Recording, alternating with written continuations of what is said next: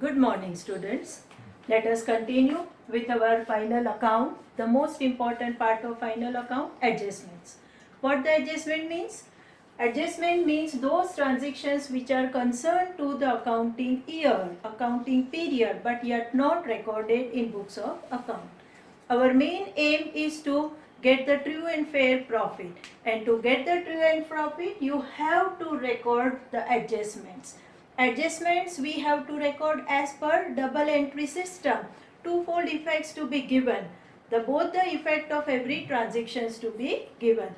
So here we have written the list of all the adjustments. Now we will understand that which are the twofold effect of each. The journal entry of the adjustment, the closing journal entries, we have learned in our chapter journal proper. So just now we are not going to focus on journal, we are going to focus on twofold effects in the final account at which two places you have to enter. First is the closing stock. Now regarding closing stock, keep in mind, as per the principle of conservatism, the closing stock to be recorded with the market value or a book value, whichever is low. So first step is you have to find out that which value is low if the information is given in adjustment. After finding that low value, the closing stock to be recorded at two places. The first place is trading account. Trading account, credit side. And the second you have to write on the balance sheet, asset side. Is it clear? The value, second point regarding closing stock. If the closing stock is given in trial balance itself, not as an adjustment, but in the trial balance, then only one effect to be given, and that effect is balance sheet asset side. Because closing stock is given with the debit balance, and that will come on the asset side of balance sheet. So this is what your first adjustment. Second is outstanding expense. What do you mean by word outstanding? Outstanding means not yet paid. The expense is accrued but you have not paid. Outstanding expense, that you have to add into the expense, whatever expense is given, either in the P&L debit side or on the trading account debit side. This is the first effect. And the second effect is liability side of balance sheet. Because it is your liability, you can't deny to the expense which you have to pay. So one effect is add into the P&L. Suppose salary outstanding, then salary will come to the P&L account debit side. So add into salary. Suppose outstanding wages, then wages will come to the debit of the trading account. So add into the trading account, like that. Either this or this. And second effect, liability side of balance sheet. Now third is, that is the prepaid expense. Expense paid in advance. Something you have paid prior. In case of an insurance premium, the insurance premium account, the year which fall may differ than the financial year. So normally for that you have the prepaid expense. So here you have paid in advance. So you have to less minus from the respective expense on P&L account debit side. And the second effect, you have paid in advance, means it is considered as an asset side of balance sheet. So in this manner, the prepaid expense normally falls with the P&L account minus. Then you have the income receivable. Receivable means income due but not received. Outstanding income. As we have outstanding expense, your liability, outstanding income become your asset. So here outstanding income receivable, that is to be add into the respective income, that is on the P&L account credit side. And the second effect, because it is due but not received, become your asset. So on the asset side of balance sheet. So these are in this manner. You must know the twofold effect. One effect should be debit, another effect should be credit. And if you do follow this, your balance sheet total also going to be the same. The next is income received in advance. Opposite, as you have the outstanding income, here you have received some income in advance. For example, somebody has paid rent for the more 2 month. You have already received for the 12 month of this year, but more 2 month rent is received. Then in that case, whatever for extra month you have received to be subtracted. So you have to do, that is less from the respective income on P&L account credit side. Is it clear? And the second, because you have received in advance, it become your liability side of balance sheet. You have to show it that yes, I have received advance for the next financial year. So for this financial year, it become my liability. I admit that liability. Next is interest on capital. The owner gives money to the business as per our principle of identity. Both owner and business are different. So interest on capital, you have to add in capital on liability side of balance sheet. And the second effect, P&L account, you have to write on debit side. It is an expense for the business, so P&L debited. Next you have interest on drawings. This is opposite to the interest on capital.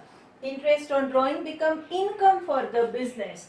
So that you have to write on P&L account credit side. And second, you have to add in drawings on liability side of balance sheet. Is it clear? Add into drawings. So your total drawing will increase and it become income for the business. So credit side of P&L. Then you have depreciation on asset. We have learned the chapter depreciation. So twofold effects we know very well. One, that is less from asset on less from asset from the respective side of the balance sheet, less from asset on balance sheet, asset side. And second effect is P&L account debit side as a depreciation, whatever portion. Then you have the bad debt. This is called as an additional bad debt as per the balance sheet. As per the given information of adjustment, you have to add in bad debt whatever is given in the bad debt on debit side of P&L is the one effect, and the second effect is you have to minus less from debtor on asset side of balance sheet. Next is, that is a provision for doubtful debt. As we have doubt that few debtor may not pay, to compensate that loss, we are creating a provision. We are creating one kind of a reserve. That is the doubtful reserve, bad debt reserve. So this is also to be first effect, add in the table of that bad debt, whatever we are preparing, bad debt on debit side of P&L. And the second effect, again the same, that is less from debtor. Is it here on asset side of balance sheet? The next is discount reserve on debtor. Now the remaining good debtors you have, and you are expecting that discount to be given to them. So for that also you are making a provision. This provision to be prepared on the good debts. So after your bad debt reserve, whatever balance of debtor remain, on that you have to give the discount. So here the first effect is again, that is less from debtor on asset side of balance sheet, and second you have to add in discount on debit side of P&L. Is it clear? So we have the discount allowed. In the discount allowed, you have to add the discount what you are creating as a reserve. This become closing balance of bad debt discount reserve on debtor as per the balance sheet. Next is unrecorded credit purchase. What is unrecorded? You have to record. Our errors and rectification chapter we have learned. So record it. So how you are going to record? Add into purchase. Purchase on debit side of trading account. And the second effect is you have to add in creditors. Creditors on liability side of balance sheet. You know very well where the creditor comes and falls. Next is unrecorded credit sales. As you have not recorded purchase, like that you have not recorded sales. But now if you have this adjustment, do this adjustment first, and then after doing this you have to treat the bad debt as well as discount. So when you have the unrecorded credit sales, that adjustment to be done first, even though the adjustment may be given as a last in the example in the list of adjustment. So here credit sales, the first effect is that is add in sales. Where the sales falls? Credit side of trading account. And the second is that is add in debtors on asset side of balance sheet. So you must have the clear picture of all the three specimens what you have learned: trading account, profit and loss account and balance sheet. Immediately that idea should click in mind that where I will get this particular word which I am talking about. Next is unrecorded credit purchase return. This is the matter of return. So it's going to be similar like this, that add in purchase return on debit side of trading account. And the second, it is purchase return. So because of this purchase return, your total creditors will reduce. So less from creditors. Less from creditors on liability side of balance sheet. Next is that is unrecorded credit sales return. Sales return. So here what you have to do? First effect, add in the sales return on credit side of trading account. And the second effect, because of the sales return, your debtor decrease. So less from debtors. Again, this adjustment to be done first, and then you go to the bad debt adjustment and bad debt reserve adjustment. So sales related adjustment to be done first. Maybe an unrecorded sales or maybe a sales return. These are to be treated first, and then find the new balance of debtor, and then on that you have to calculate the additional bad debt as well as provision. Keep this in mind. Next is goods taken for personal use. It is one kind of a drawing. So that first effect you have to less from purchase. The owner is taking goods, so your purchase decrease. And the second effect, that is add in drawings.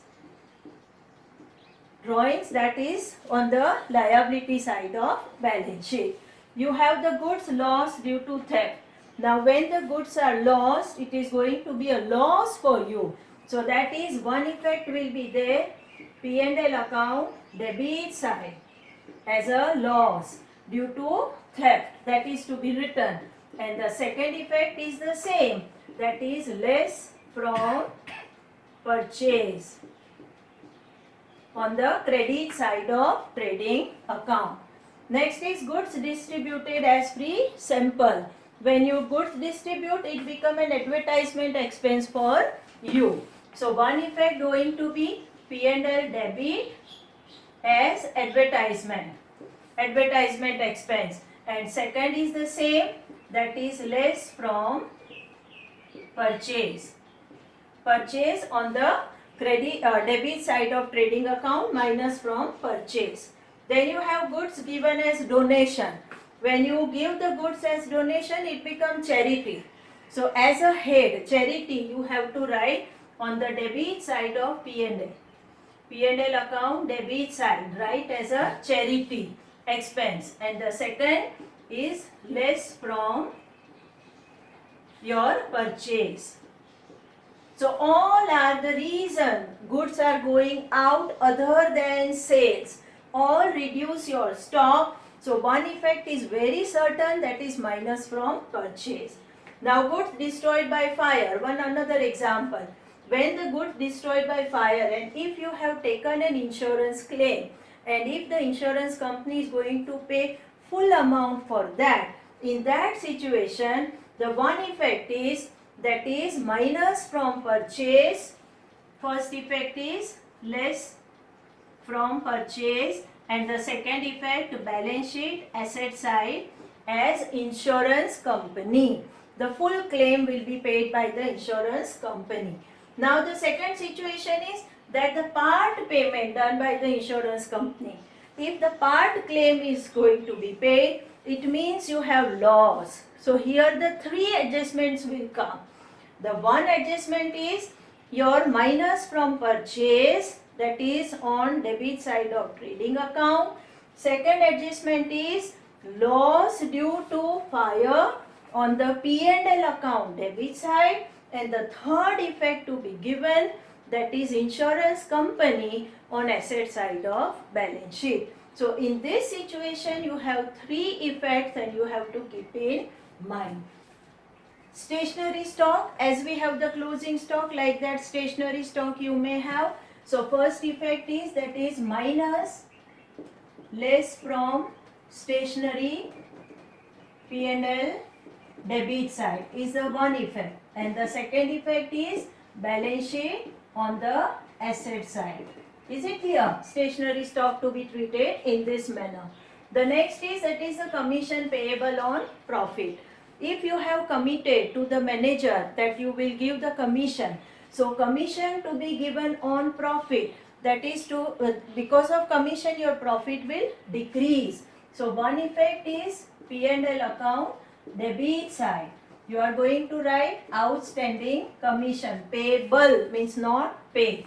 And the second effect is liability side of balance sheet as outstanding commission. Next is write off leasehold property. Write off leasehold property, this is the same as like a we have to do the depreciation.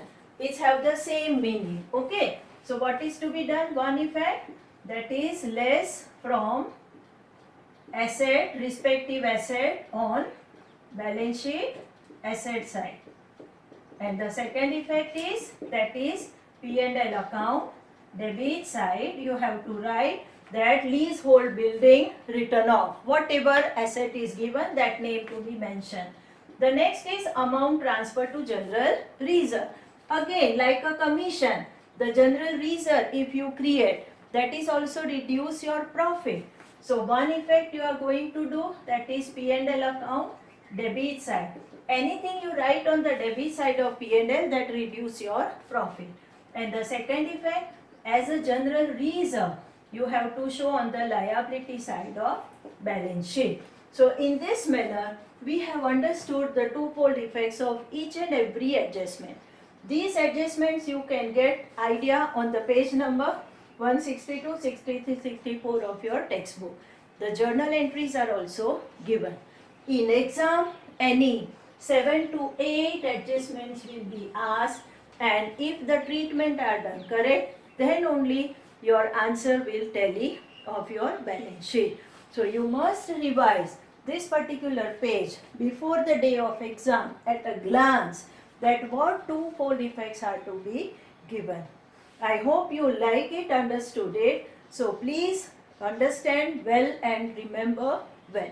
Thank you.